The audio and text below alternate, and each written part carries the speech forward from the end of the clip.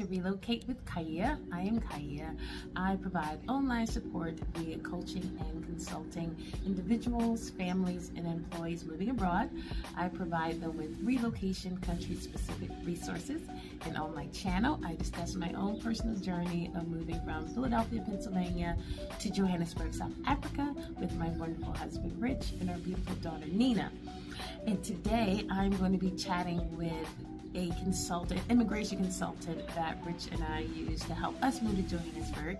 He was a referral from another expat that you may all know. And we developed a really good rapport with this person. His name is Eddie. He works for Halo Immigration Consultant. And he was really, really helpful because we had to make a few changes in our original plan, and he kind of held our hand through the whole process. So him and I just talk a little bit about the visa process. So hopefully you'll get some information that's helpful. And if you have any additional questions, definitely just message me or leave a comment. And I'll also include Eddie's contact information if you want to reach out to him. There are going to be a little bit of, I think the Wi-Fi does go out a little bit, so I apologize in advance for that. And I'm outside, so you may hear a plane going by. I just want to include these disclaimers so y'all don't have to eat me up in the comments about the sound.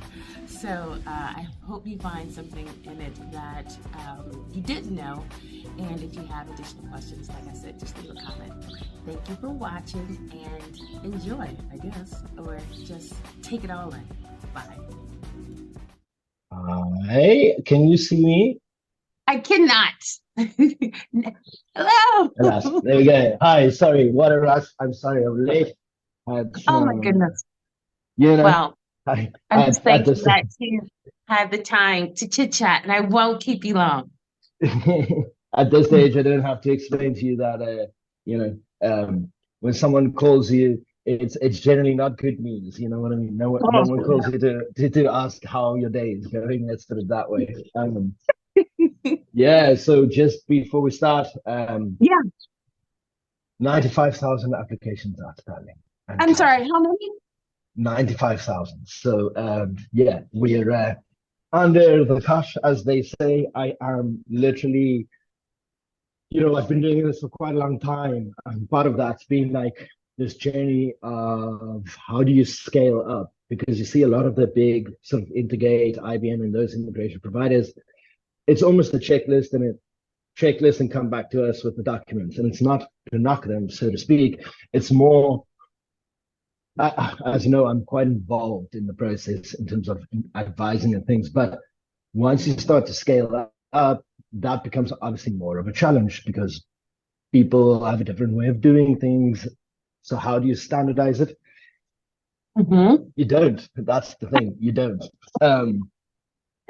What do you do if you have, let's say, in an average life cycle from starting the consultation with the client to you have visa in hand? It used to be around 6 months. It used to be our average. You spend a couple of months preparing an application. It takes 2 months for it to be processed. We're looking at a sort of 26-month average now. So you can imagine people you submit 100 applications a year, next year 100, and all of a sudden you have 300-400 things outstanding. What do? We recently had someone in Kimberley where VFS, the company where you submit it locally, they didn't send it off to the Department of Home Affairs for like 8 months. So before it starts its 2-year journey of waiting, it had an 8-month waiting journey. So it's very exciting and interesting times. It's funny that you started with the amount of applications, because that was going to be one of the questions that I had that I didn't pre-email you, because I've been hearing that it is insane in the States. I literally just talked to someone yesterday, and they were told that a person submitted their application, and the person at the embassy said that you might want to include a letter saying why you would like to move to South Africa. Because it's that competitive, I guess. I don't even know if that's the Mm. word, but that's insane. Yeah, it's the reason I'm still haven't run away from doing this job is somewhere there's like this little flicker of positivity in me where it shows really what it should be shown is the appetite for people to be in South Africa. I mean, That's right. we've been getting knocked globally, obviously this international, this case against Israel, load shedding, dark Africa, but it's a how can I almost want to say it's a first world problem having too much interest of people coming into your country. And the thing is, the narrative around it is obviously negative, but I think it's because a lot of the applications that are outstanding are spousal visa applications. And once you Mm. add a South African flavor to it, it tends to become a little bit pessimistic. Like South Africans are very negative about South Africa. I mean, I go places, networking type of events, and not that I'm a big fan, but I get there and people are sort of surprised that I get to make a living. They don't understand who wants to come to South Africa. What do they want to do here? Why do they want to be here? And I'm like, listen, guys, for every 5 bad things you say one nice thing. Look where you guys are in Gauteng. It's a couple of hours drive and you can be anywhere. You can be in the big five, Anywhere. you can be on the coast. And then if you Mhm. jump on a plane, you can see even better levels of that. So the point is the backlog sucks. It's bad for us. It's bad for business. It's bad for foreign sentiment, but it's also tough on the individuals. But I think that's kind of where someone like me or being in support groups or things like that can help. Because I always say, when you tell someone when we start, as you know, I have quite a how can I say, a pessimistic way of advising. I give you sort of, hi, my name is Eddie. Here's the bad news, but the thing is, if you tell someone at the beginning it's going to take 2 years, Yes. Yes. it's okay. They tend to they thank you for thank you for telling me, but by month 8, people are pulling out their hair and batting their nails. So the point is having those support groups or people like me who can just spend 30 minutes every few months and say, guys, this is what's happening. It's not being forgotten. It's getting worse. That helps because the stress on the applicant is quite hectic, obviously, as you know, Mhm. using iPhones and all those things. But yeah, I think the nice thing is people are coming, people are staying, and people are wanting to be here. Last year, 22nd of December at VFS Cape Town, I had to go submit a couple of emergency applications, and they took in 604 applications in that office that day. Just the one Wow. office. Just the one office. Obviously, it's not official numbers. I have a good relationship. But the point is, simple mathematics are telling you that if Home Affairs already 95,000 behind, um, that's why we're asking people to apply for permanent residence if they Yeah. Mhm. see down the horizon there's a chance to that they will apply. Just apply for it now, get it done. Hurry up and wait. It's that simple. It's that Yes. simple. But we're also telling people to file for now, and certainly we've made the decision. Doesn't matter what happens this year. Until the end of this year, our official position would be to advise clients to apply at least 12 months before their visa expires. In South Africa, Oh, wow. the backlog's not. They've already said it's going to be cleared in November 2024, which I don't believe, as you can imagine. But the point is, we're stacking on top of the already heavy workload every single day. Mm. Apply a year before the time, because then half the time that you spend waiting is spent waiting stress free. Right. Easy, Right. Exactly. easy like that. You can also travel in that time. And what the ultimate position is, or the ultimate sort of goal is, that before your visa expires in That's South right. Africa, you get the renewed one back, and people can go visit family, Christmas, and all those fun things. But that's why we're saying it's certainly not from a revenue generating perspective. It's quite frankly from a perspective, if the applicants feel the heat, we feel the heat. It's that simple. So if I lessen the stress, it lessens the strain on our business. Exactly. So apply for those permanent residence permit as soon as you come to South Africa. We're even seeing some people get success applying abroad for the permanent residence instead. I've always been a little bit weary of that approach. I'll limit my words somewhat, but some of our embassies are quite tricky. And what we've seen in the past is it's once again that issue of the embassy doesn't send off the permanent residence application to Pretoria because it has to be adjudicated there. It's a directive general level decision. So it has like an 8-month or a year waiting period before it starts the real waiting period. But we are seeing pretty cool things, especially in the case of US applicants with submitting abroad. And the nice thing about submitting abroad, you can file both at the same time. You don't need to do the wait. Like here in South Africa, to give you an example, on the retired person's visa, it's sort of permanent residence parent. If you want to submit the permanent residence in South Africa, you must have that retired person visa, not any other visa.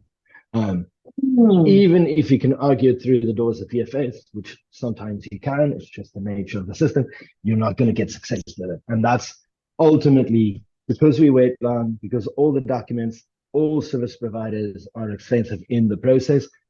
I say, if you're going to be gambling, make sure the first roll of the dice is the best roll of the dice. Who wants to wait 4 years just to be told no because of some avoidable or something we could have feasibly predicted?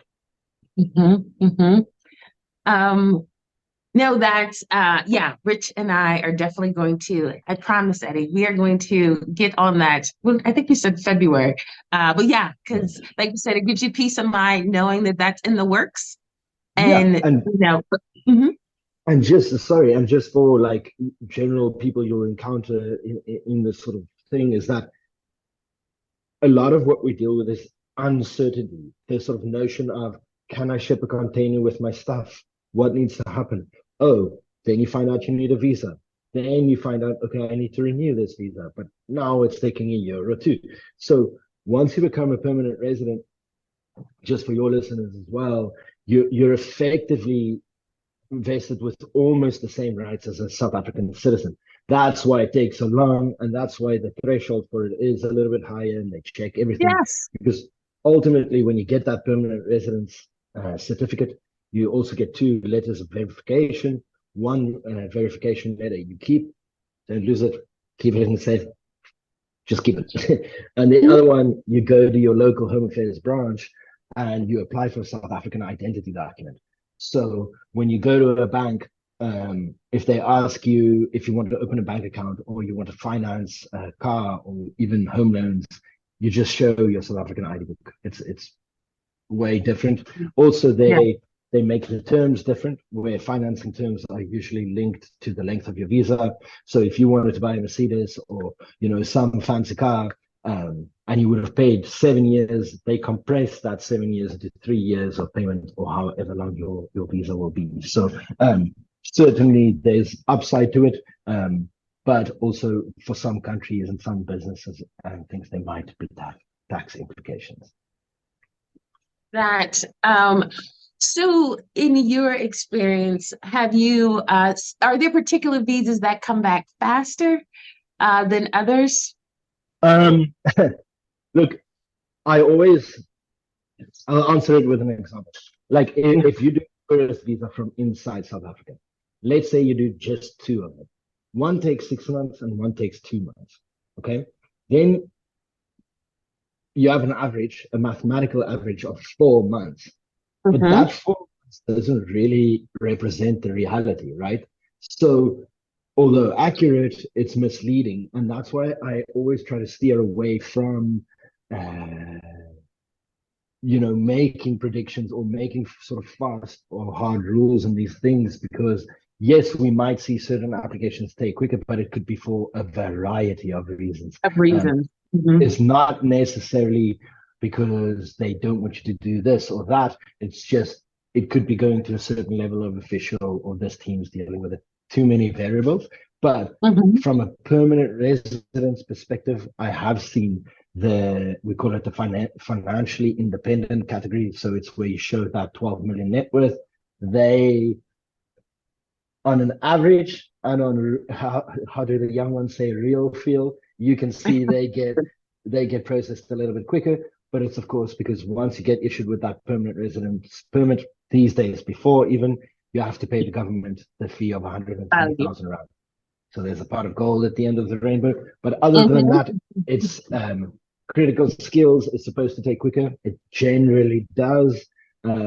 So the same for the general work visa applications, but I mean they have about probably less than 10% success rate across the board. So, oh wow. What did I want to ask? And when people are applying for again, I know the answers to these just based off of my experience, but it sounds better coming from a person that actually does it.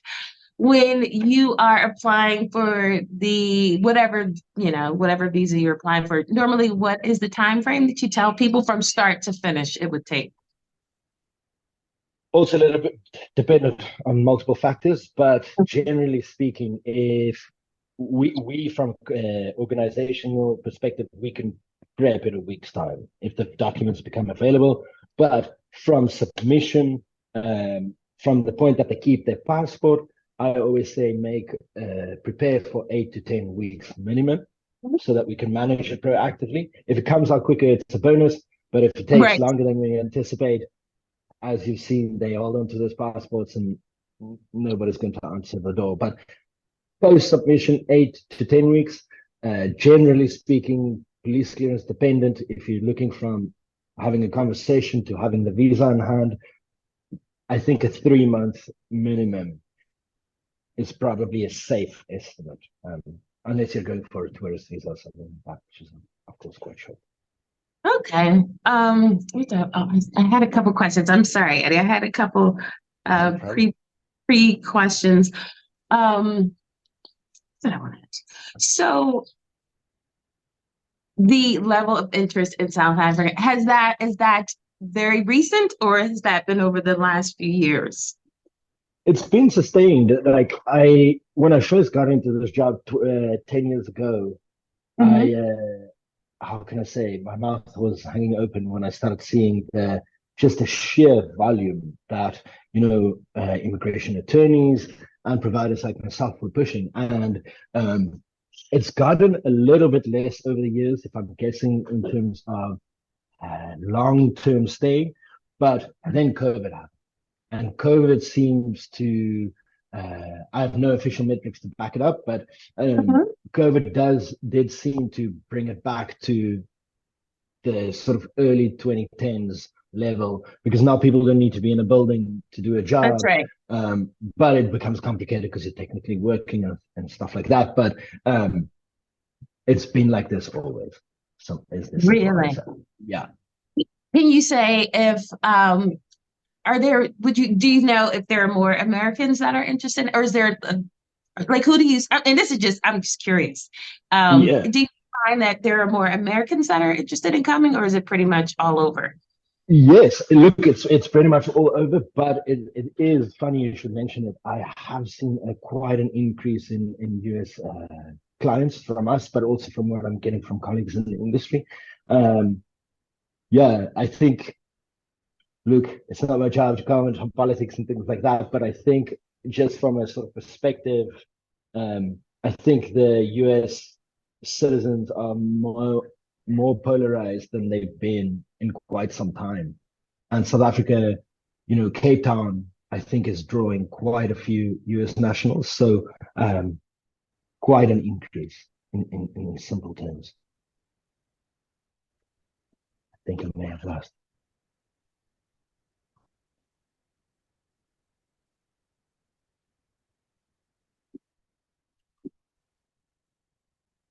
Oh, Eddie, I'm sorry. Literally, the question I was so curious about.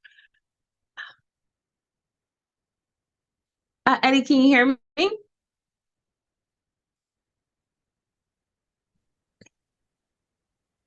Sorry, Kaya, I Eddie, think I can you might hear have me? lost you there. Yes, Oh, I no, can hear that's you now. I think my Oh, sorry. Literally the question that I was so interested in hearing the answer to.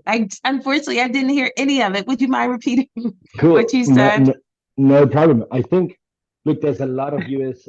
I think there is quite an increase in US nationals, and I think it's a combination of factors. I think you guys, the US is probably in one of its most polarized states in terms of um, people having different views and opposing viewpoints to each other. Um, Certainly from the US clients we've been getting, there seems to be a sort of trend of a little bit more pessimism setting in, but also again, COVID, strength of currency. Um, you can, I think, for you guys in terms of currency, you can get a very nice place to live here for what would be considered very fair over there. Um, Yes. yeah, the level goes up, and I think also Cape Town particularly, most of our US clients live in Cape Town.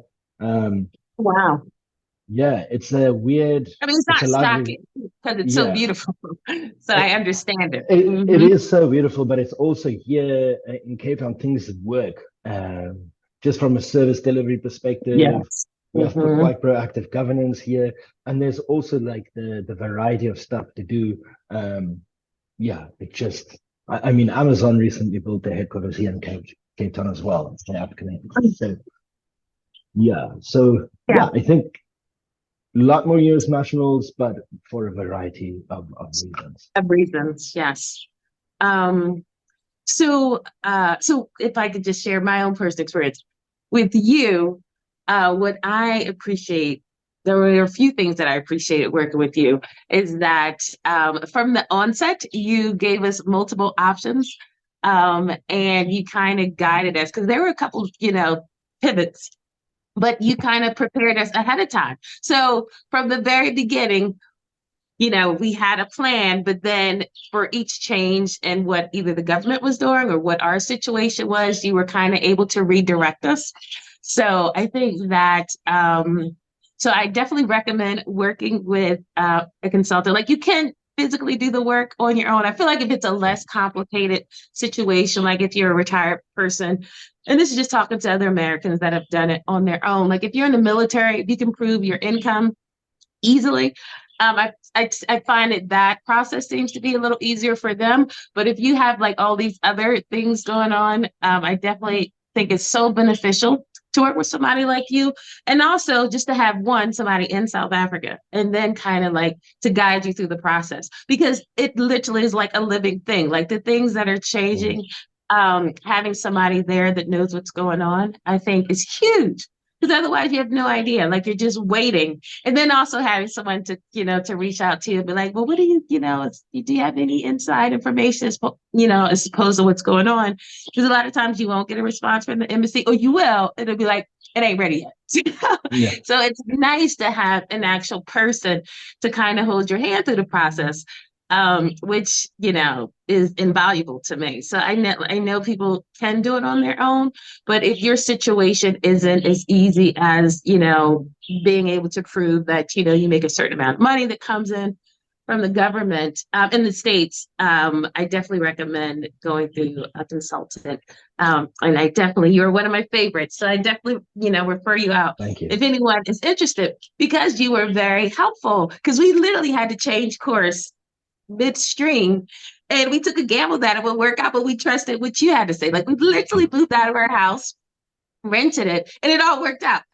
Like we Yeah, didn't know it was. it's But then we also had a backup plan to that plan. So it definitely helps working with someone that knows the system and that could kind of like always give you a glimmer of hope that if this doesn't work, there's also this. And that to me was like, all right, we're going to get there. We don't know how at the moment, but but we'll we find a will. way. I And we did. appreciate you. I appreciate your words, and if you recall, our style is certainly like having us not having a magic wand. I liken it to sort of sailing the sea. Everybody can sail a boat in its essence, we've just sailed it a little bit more with a little bit more variables and do it many more hours than you would in a day. And that's always what I sort of advise against in terms of, I myself, I'm not a fan of the Facebook groups. From my perspective, I don't go on it. I know all our sort of competition in the industry are on those groups. But what I'm always hesitant about those things is that no one, yes, we have similar categories of visa, but no one's personal circumstances are the same. So when someone has something that happens in their visa case, it goes online and the rest of the people react to that. But what then happens is you shape practice, because if an official sees 11 applications where one out of those 11 doesn't have some document, that's going to get rejected, because now we're shaping practice. And the problem with that is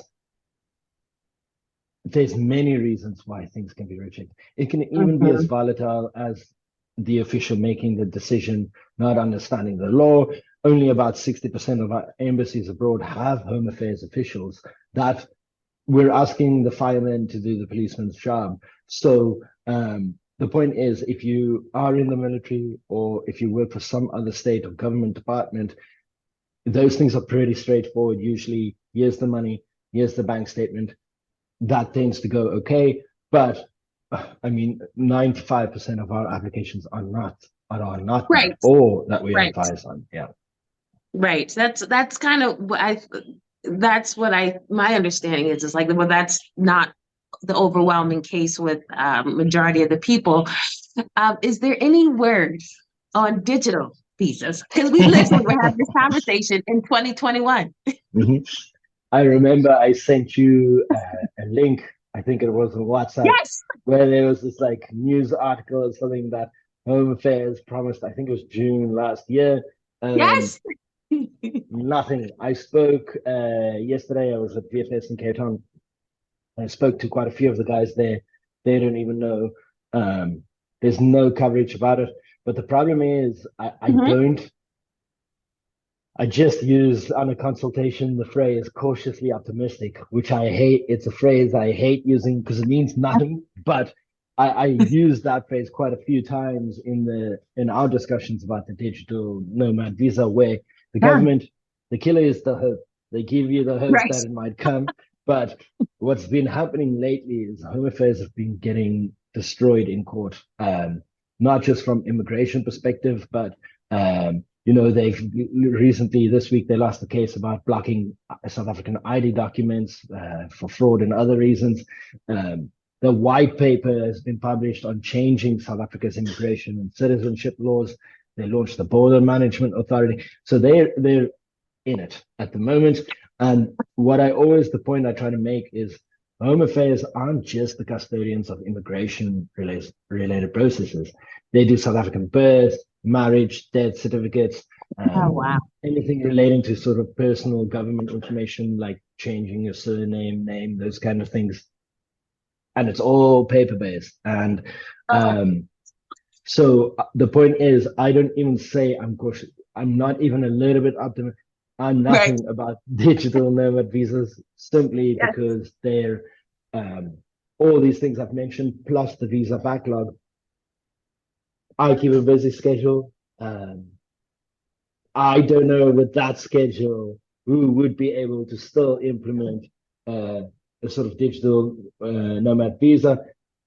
Plus, they'll most likely want to do it from the perspective of having it being done online, which is also not their strong suit. We've seen issues with this e-visa platform. It gets issued for a few weeks. We're successful in getting mandates, and then for months, nothing happens. So when it happens, it happens. But I would be surprised if that happens in the next 6 months, as an example. Oh yeah, like I literally, that was always in the back of my mind. But maybe it'll still come through. But I feel like I feel like just paying attention to what's going on around. I feel like that the world has gotten hit to people wanting to not work in an office and live somewhere exotic abroad. So the jobs aren't there. So I feel like that the whole fever of, being a digital nomad has calmed down a lot because a lot of employees are not okay with it, which is unfortunate. So I think, so I don't really hear too much about it. But I was like, well, let me just see if that's even still in the air, as being a possibility for South Africa specifically. They did all the groundwork. Like there's published findings, they did case studies. I think, Singapore was used as one, Kenya or Tanzania. So they did the hard yards, so to speak. But obviously, with the appetite cooling down a little bit, I think, and also with the slew of issues they have, it will come. I think absolutely it will come. Yes. But I think with this white paper being published about overhauling the entire immigration system, I think what is coming with that is there's a consideration of what visas will continue to exist. Will they new visa mechanisms come into place? So think if I was asked after 5 o'clock and I don't have to stake sort of my reputation on it, I would say in the next sort of 3 to 4 years, we won't see any changes to the current scheme. Maybe the nomad visa will come in, but I can certainly imagine from a cost perspective for the government doing all of those things and making all of those changes at once is probably the more desirable route to take. Yes. Awesome. I think, just give me 1 sec, because I feel like now that I got you, I want to make sure I get, okay, so digital nomad, probably not. So you said critical skills is the most common visa? The most common work visa. We only have 3 work visas in South Africa. Obviously, we have tremendously high unemployment rates. And what is unusual is the scope of employment and labor relations in South Africa falls into the sort of ambit of, you guessed it, the Department of Labor. So that's their job. But what I found quite unusual is Minister Motsoaledi, who's the Minister of Home Affairs, he commented in December on the backlog, and that part of that backlog has 25,000 spousal visa applications, which about half of them want to work.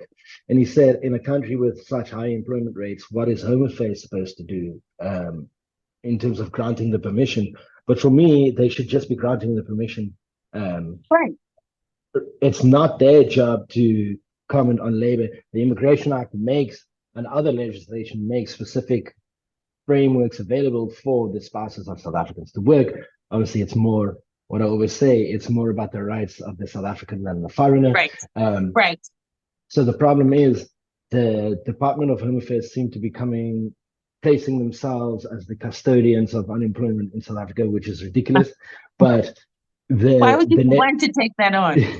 the net result is either you do an intra-company transfer, which is basically from Coca-Cola New York to Coca-Cola Cape Town. It's maxed at 4 years at a time. You can't renew it. You can't get permanent residence either. In fact, some of the embassies make you sign a form that says, I promise I'll leave after the 4 years.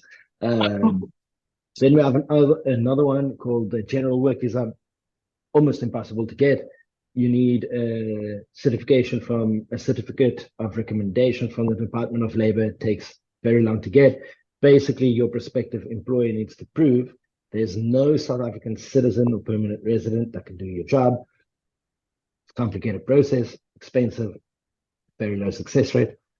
Critical skills, that's where if you fit any of the occupations on the list, it's very important if you fit these occupations. The things to look out for is, and I often say applicants should do these 2 things before starting the job process in South Africa, the sort of applying process. The South African Qualifications Authority, also called SAQA, they need to evaluate all your foreign qualifications.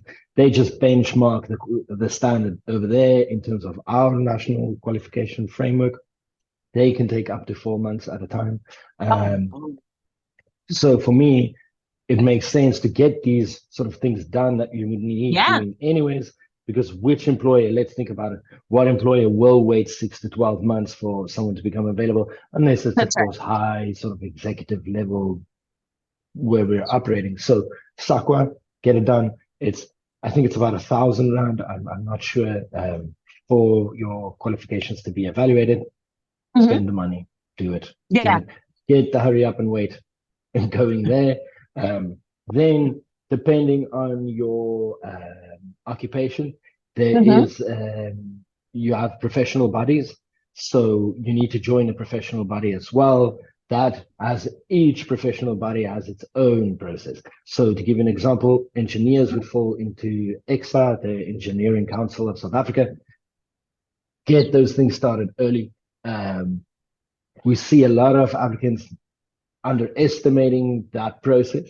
And if something in that process happens, we delay the application because the embassies now Oh. want you to have a certificate of registration by the time you apply.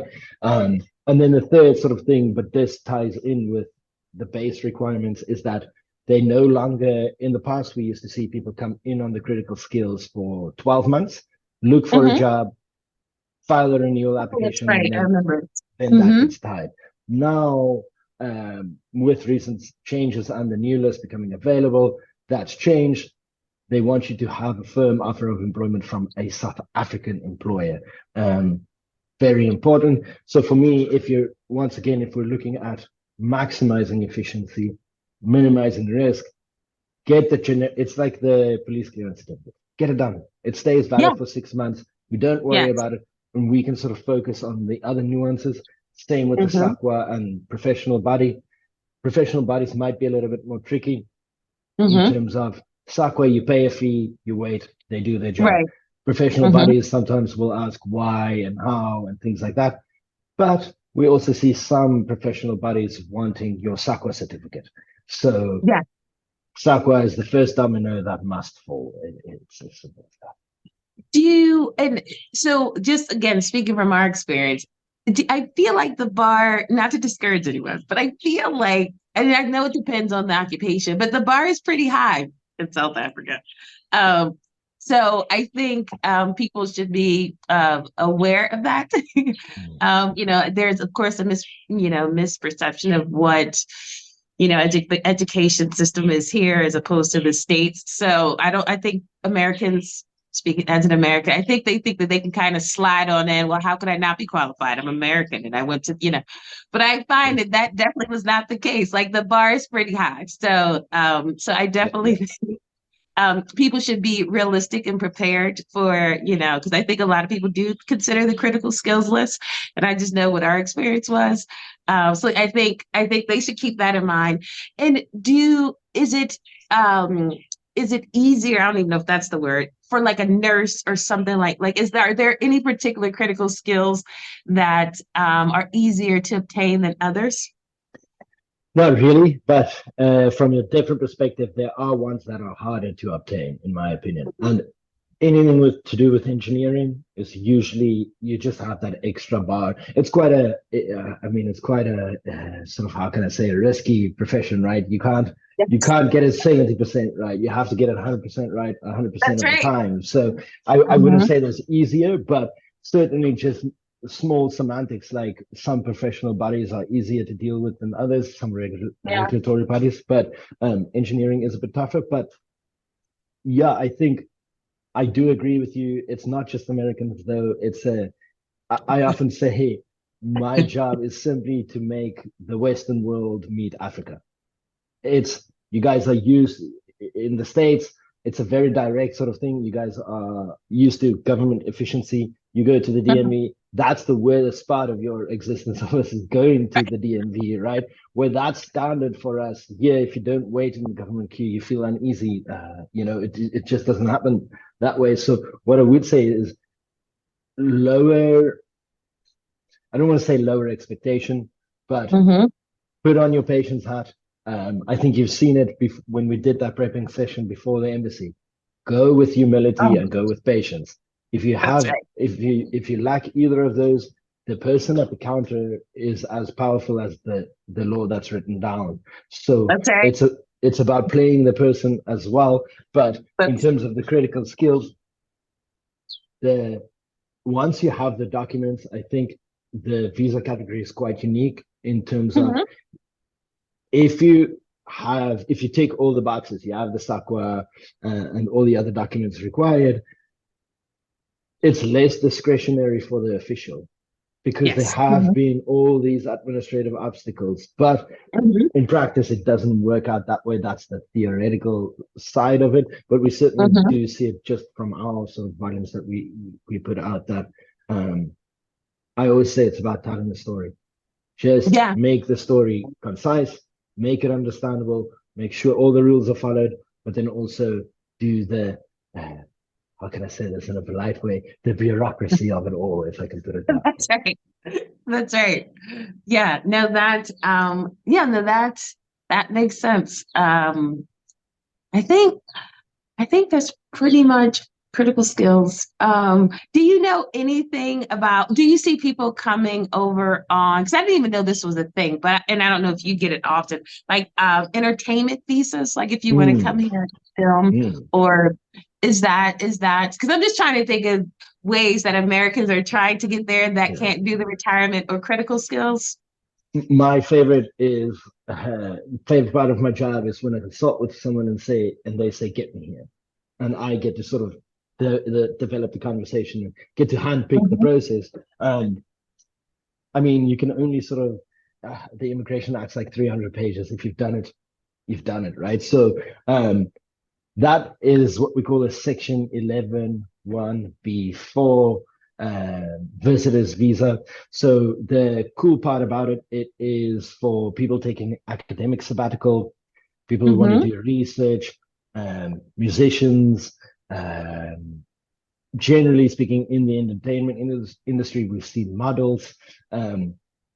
Visitor's visa is issued for up to 3 years at a time. Oh, wow. It allows you, the most recent one we did was a musician / live poetry performer.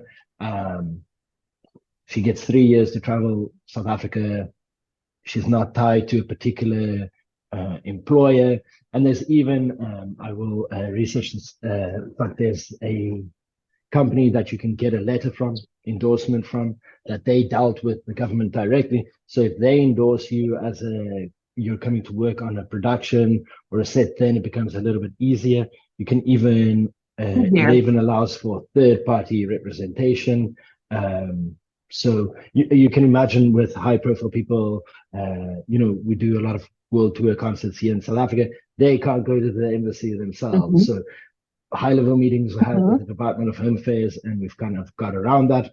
But it very much depends on the nature of what you want to do. If you want to sculpt, you have to provide a portfolio of your work. And that often presents a challenge. You can imagine in the case of musicians, do you pitch up at the embassy with a stack of CDs and hope they listen to it?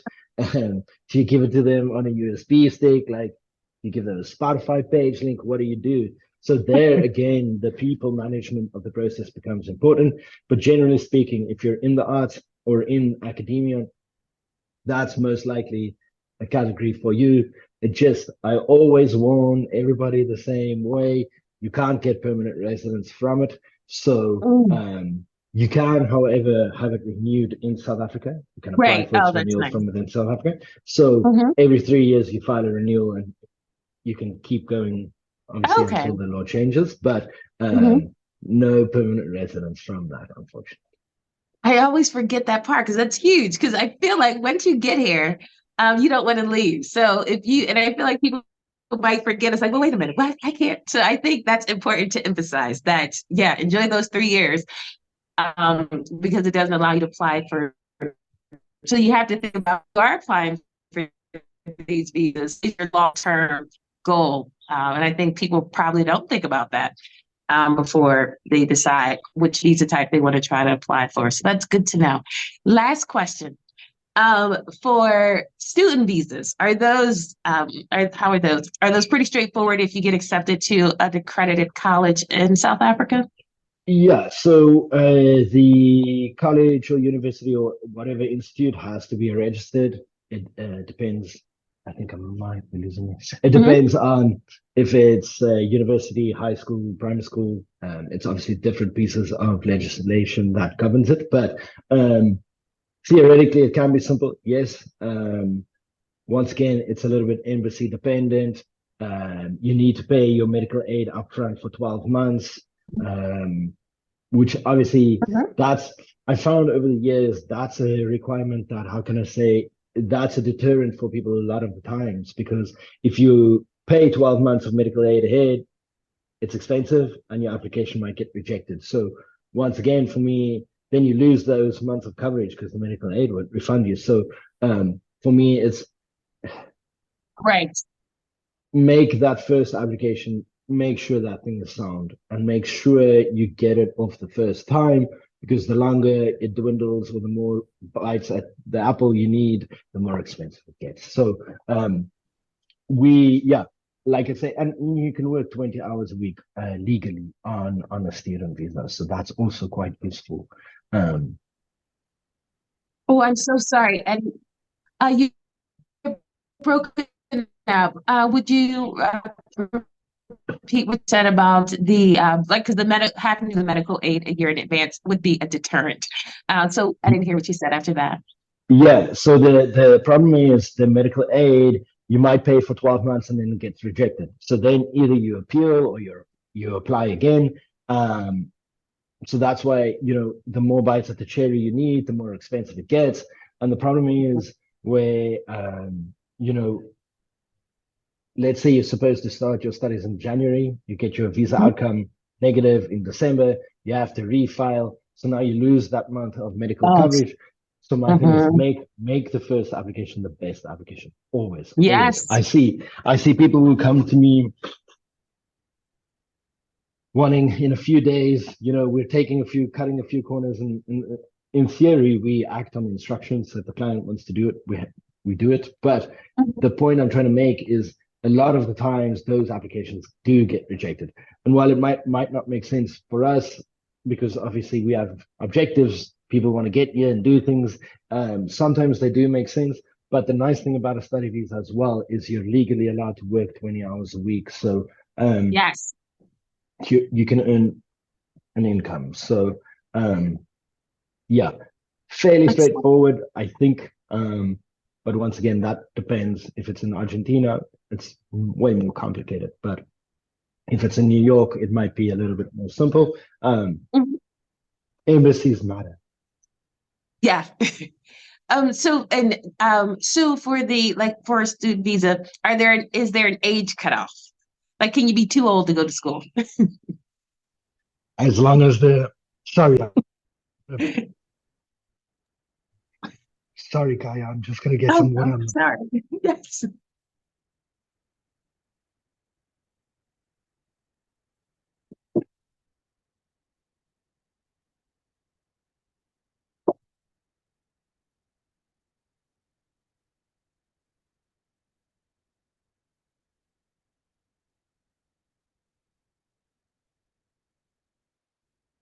Sorry, as you know, I'm a little bit Oh sick. no. Are No, you there's okay? no. Yeah, I'm good. There's no age cutoff. If the school accepts you, you're accepted. Obviously, Yes. it depends a lot of the time on how the learning institution is registered. So depends Okay. where, but in principle, no age cutoff at all. Excellent. And I have one more question, Eddie. I just can't remember what it was. Um, of course, it'll come after the fact. So you could just email me the answer. But it was pertaining to student visa. Wow, sorry. But no, this was so helpful. I think people I just wanted to just ask questions that people, reach out to me and inquire about, because you do get a lot of conflicting information. Someone might have an experience that was easier than others. And I do think it kind of sets the bar for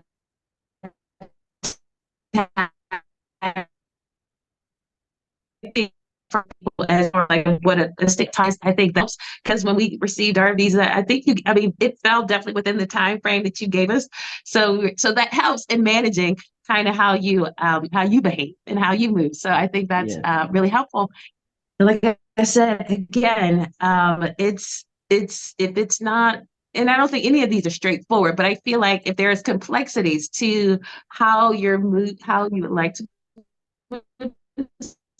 South Africa, it will be to talk to an immigration consultant, you in particular. But if you decide you want to go somewhere else, I definitely recommend it because just like I wouldn't try to move to America without talking to someone who knows what they're doing. So I think people should apply the same logic when they're also moving abroad. So I Yeah, think, you know, and I think so if you have just any to parting words. just to sort of tie in with you as well is that, you know, people, the point I want to make to everyone is that the system is volatile. It's it is what it is. It's volatile in South Africa. Um, you can submit. I mean, we see the same patterns happening. You can submit 100 of the same application and potentially get 100 different answers. That's just the nature of the beast. But what I would say is, when you do use people, it doesn't have to be us. One, Yeah. I am always impassioned about it in terms of you stimulate the economy. People are getting paid and taxes and Mm. jobs and those cool things. But also, there are good providers out there. Not all of them are sort of over expensive and unhelpful. The industry generally gets a lot of bad reputation. And I get that, but it's because it's a government department versus private individuals, private entities. Where those two forces collide, you'll always have a bit of a conflict. But the point is, there are useful providers out there and pretty good ones as well. Get in touch. Most of them offer free consultations. Um, yeah, you don't have to sort of do it alone. And sometimes bad decisions that Yeah. stay Yes. that Hell, you stem know. from almost a lack Mhm. of it, um, of knowledge of the industry, that can affect you down the line. That's why our sort of mantra is it's about more than just getting a visa and a passport. It's about what are your 2 year goals, 3 year goals, 5 year goals, and sometimes even 10 year goals, because that needs to be factored in from a visa. For example, your visa for 4 years, we do one renewal and we're looking at an Mhm. 8 year sort of layout. So get those ducks in order, have a plan, and then know for now. Keep saying a no just means not no, not right now. It doesn't mean you can't come. That's ultimately the point I want to make. No, I think that, you know what, also, I'm hearing stories too. Like, and I thought it was odd, but you wanted me to send you a copy. Not odd, but I was like, oh, I wonder what he needs that for or why he needs to see it. So you wanted to see the actual copy of the visa. Uh, yeah, the visa. And what I've heard stories, it's wrong, and not knowing that it's wrong until they got to the airport. So Mm. again, it's stuff like that that I think, you know, having somebody to say, well, let me just make sure this is all good. So when you're ready to depart, you're not going to have any issues at the airport. So just little things like that, because I literally have heard people had, you know, some not great stories about that. Oh, and I remember what the question was, and if you could just do it as quick as Sorry, Kaya, uh, you're breaking up. so If you can, yeah, you quick like process or get at the time, then I'll just save another day. I'm Oh, not. sorry. I Um, can hear you now. Sorry, and would you mind just so you repeating that? were about you looking at RVs, understand wanted to see it. Oh, Okay. if I'm hearing you Oh, I okay, was just on this the mind. the reason we look at the visa is because one, Oh, it's obviously that's ultimately the product, right? That's the value add that you get. You get the pot of gold, and we check several things: the dates. We make sure the details on it's correct. We see a lot of times in South Africa it happens where the employer is the wrong employer, the ID number is wrong, or the passport number is wrong. And because we're dealing with so many mhm. stakeholders, I mean, I heard a story in the week where a couple, while coming in at Tambo, there were two immigration officials. They were getting the same visa. They had both the same document, and this queue of people were getting shouted at and asked to produce more documents. And this queue was going smoothly. The guy looks stamps. So The problem is if you go in the wrong queue and that official notice is your passport number doesn't match the passport number on the visa, as an example, that can become an issue. So rather make sure that the details are correct.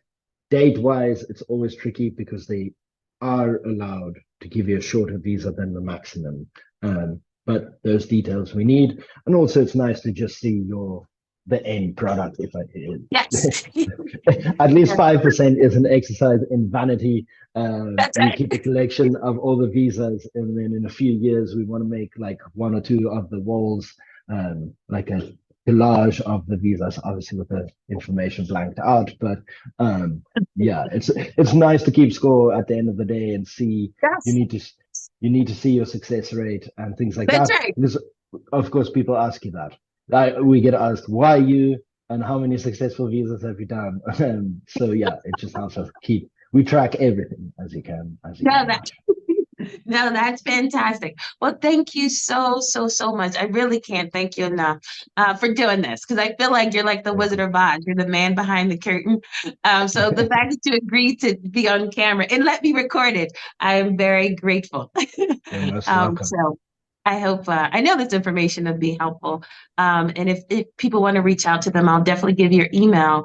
And yeah. Thank you so much. I hope you and the missus and the baby are well. You're welcome. And yeah, we are well. My son is 40 months and 13 kilograms, which is about like 24 pounds. Yeah, so life is interesting at the minute. But yeah, I will be in touch. If you have more questions, always, you know the trick by now, email, and I'll get back to you as soon as possible. Excellent. Thank you so much, Annie. Have a nice day, Kaya. Chat soon. You too. Bye bye. Bye.